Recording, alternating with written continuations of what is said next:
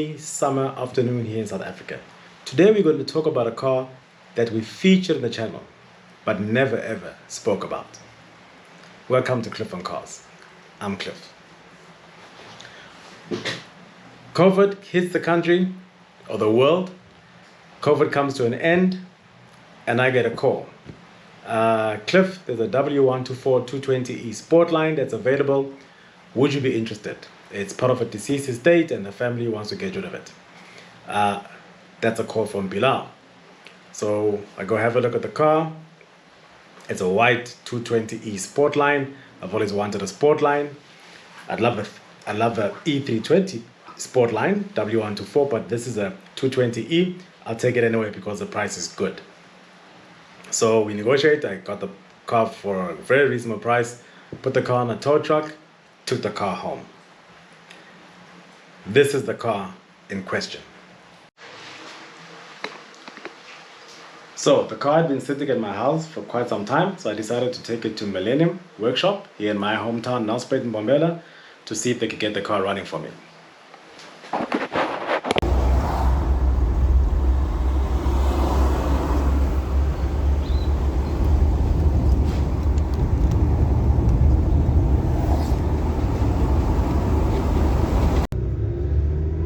So I'm headed down to Millennium Motors. As a matter of fact, Millennium Motors just called me and they've asked me to come down. There's something that they want to show me on the W124, the 220e Sportline. I've supplied a new computer box for that car. We've had the entire engine harness rebuilt for us. And still it's not running. I moved it from the first workshop. I won't mention the name, but I've moved it to Millennium, and they are giving the car attention where the first workshop there wasn't that much enthusiasm. So let's pop on over to Millennium and see what the matter. What is the matter? I'm very keen to get this 220 Sportline sorted out because I need it out of Millennium and running, because my 300e needs to go in there because it's starting to give some small problems. For example, there's just heat coming out the vents now, not aircon. The circulation button, the other buttons on my dash, when I press them, they don't go on, they just stay dead. So something is cooking there, and I need to get the car to Millennium before something big happens. Just got this huge truck just holding us up over here. Yeah, so what does it do?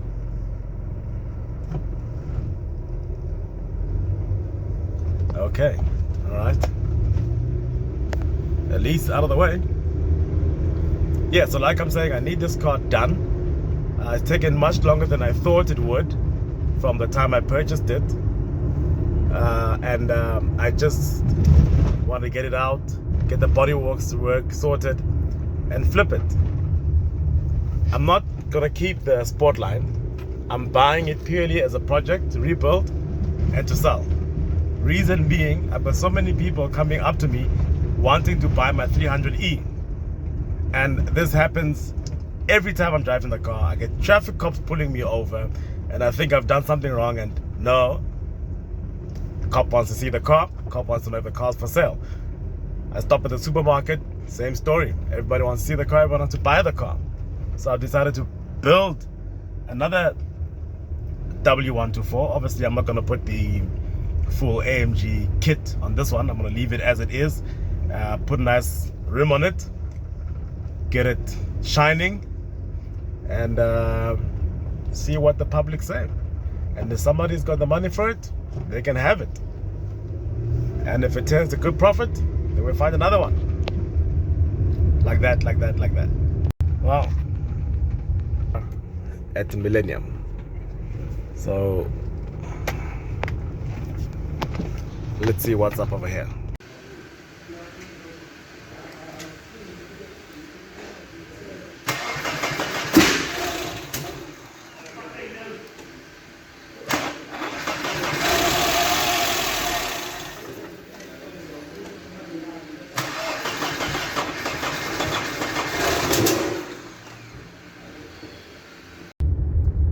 just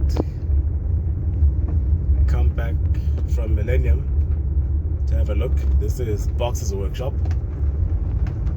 We'll pay him a visit one day and chat to him about some of his toys. So yeah, so we just come back from Millennium, and seems like the new computer box that we were supplied is not doing the job. The old computer box doesn't open up the injectors. It gives spark, but it does not open up the injectors. The new computer box, or the second-hand new computer box, opens the injectors, all of them, but doesn't give spark. So one is doing what the other is not doing. Well, I just contacted the seller, the chap I bought the parts from, old Merc guy, and we'll just put his details up here on top.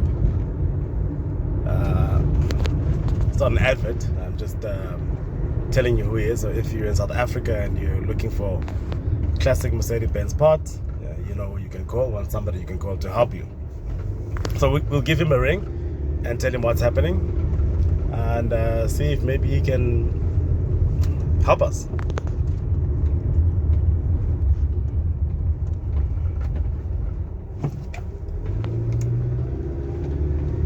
Well, that's it for today.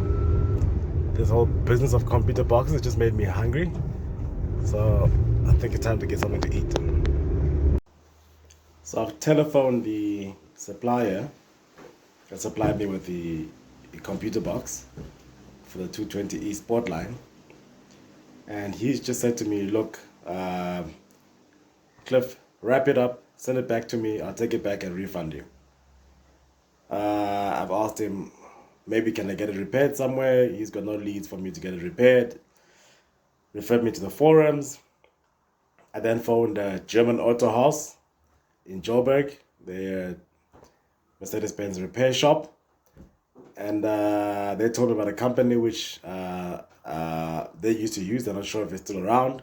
I googled that company, I found that company, and I found that the owner is dead. The company no longer exists. That's distributor remanufacturers. However, his son has opened up another company, and they're able to help me. They do ECUs. Fantastic. So I also found another place on the internet.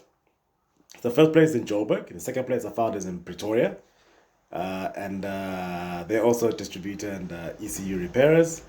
So remember, now we have got two computer boxes. We've got the original computer box from the car and the second-hand one supplied to me by old Benz spares. So I've decided to send one computer box to Joburg, the other computer box to Pretoria, and let's see what happens. Maybe we come back with two working computer boxes, maybe just one. It's worth a try. We have no choice. We need spark and fuel. So at this point, Millennium bowed out. They were not winning. They said, look, Cliff, we're not winning. We're just not coming right. So I decided, okay, fine. Thanks, guys. I'll pick up the vehicle and I'll see where to take it to next. So I'm here to pick up the 220 Sportline. I took it from the first workshop. I brought it to this workshop, and they're not winning. They just don't have the time to concentrate on a project car, so I'm moving it somewhere else. So I'm taking the car to Nico.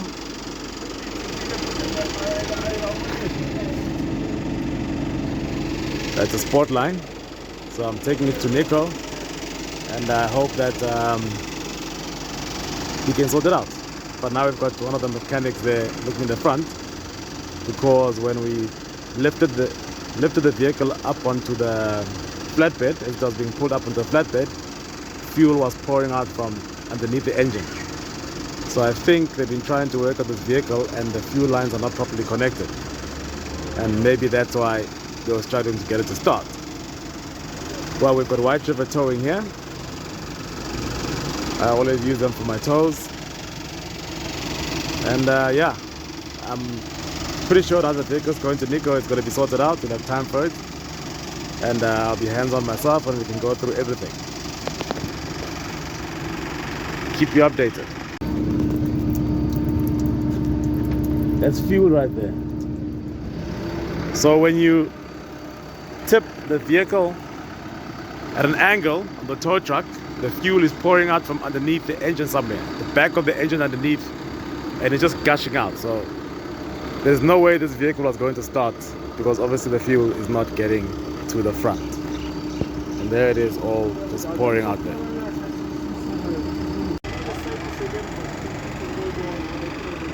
Let me show you something else that's interesting over here in this yard. F250 Ford. I actually like F250 Ford. Look at this Landy. There's a nice one. Looks like an ex-safari vehicle because there's the seat for the chap that looks down and looks for the tracks, the tracker, and he's like, stop, there's some lion prints, and before you know it, you got a lion in front of you. But another car that's very interesting that's here, which I'm going to show you, is actually the car that began my love for Hondas. And as a matter of fact, this is only a 150, but yeah, it's good to see it. There you go.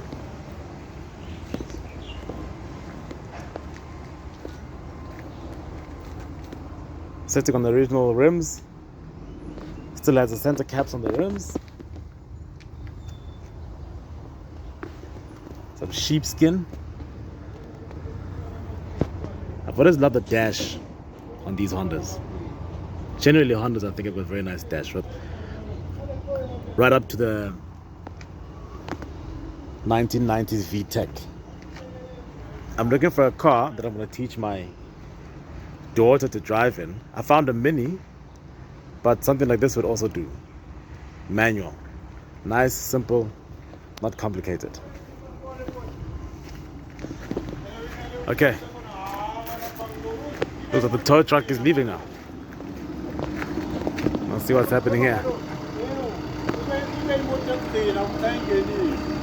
little bit of more with This is auto, yeah. You should inject some things, right? Yeah. Hopefully it will start with its fuel. You might not need quick start. Okay. More than if the car still stood so long. Het brengen voor 20. The brakes are sorted. We're talking about the brakes. Brakes is right.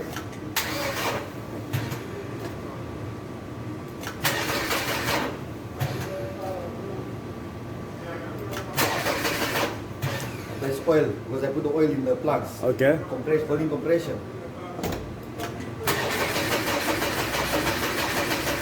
Burning compression. I'm gonna need something small. Crank again.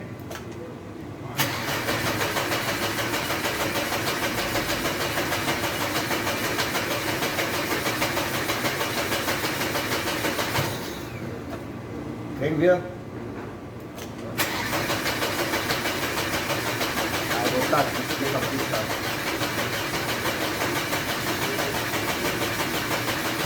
Don't stop me. Don't stop. Keep cranking. Put the aircon on. Put everything off there. All ancillaries off. Is everything off there? Yeah, everything off.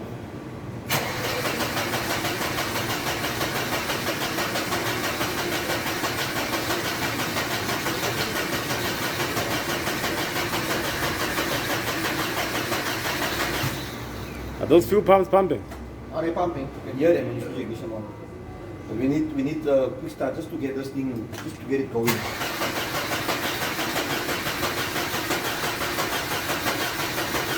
Quick start just to get it going because the compression is there now.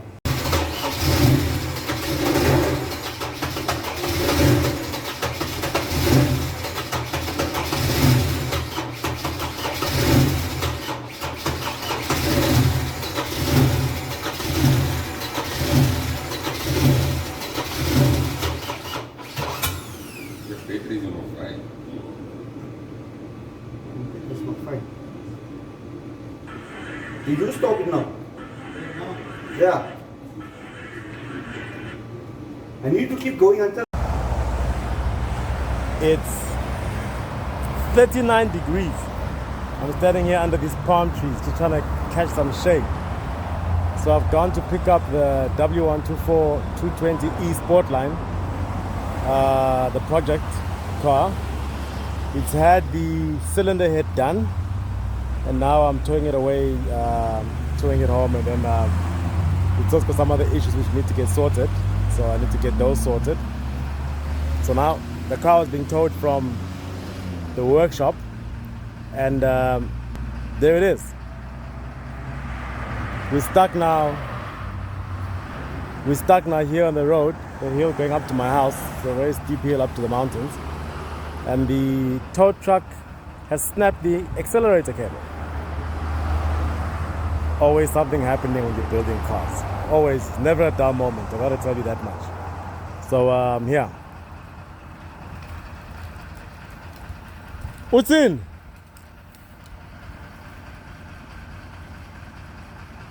Oh, here's the tow truck driver coming now. Let's hear. Yeah.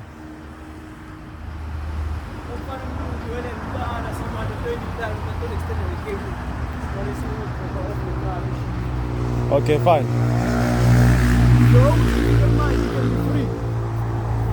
Okay, you'll find me at home then. Yeah, but I just need to confirm the direction. No? I'll go Okay. up straight. I'm on the phone.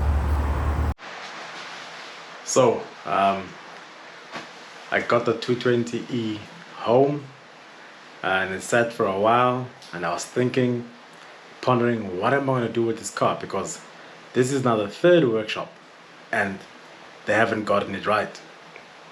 And the video is moving very quickly, but I mean, the car sat for months at the third workshop. It really sat there for a very, very long time.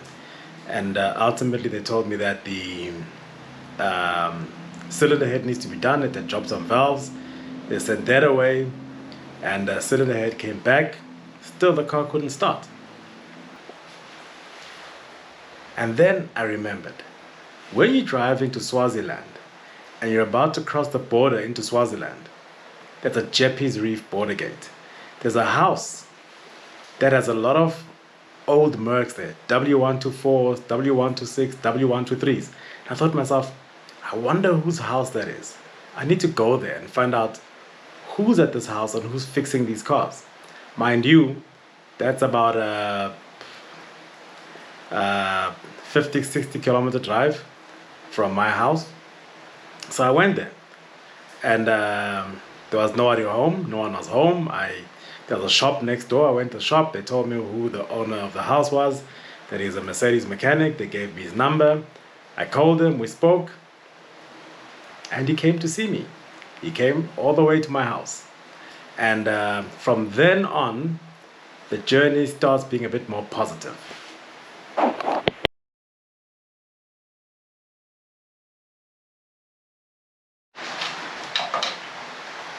So Shomer got cracking on the car, and he cranked it a few times, and he said to me, look, Cliff, this car's bent valves and the timing is out. I said, can't be. It's just had the cylinder head done, new valves, so it can't be. He said, I'm telling you. I said, no ways, it can't be. I mean, now I'm thinking that I'll open up, take off the cylinder head again.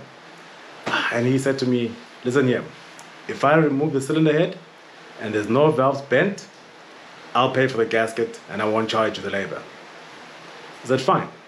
Well, he took off the cylinder head, and guess what?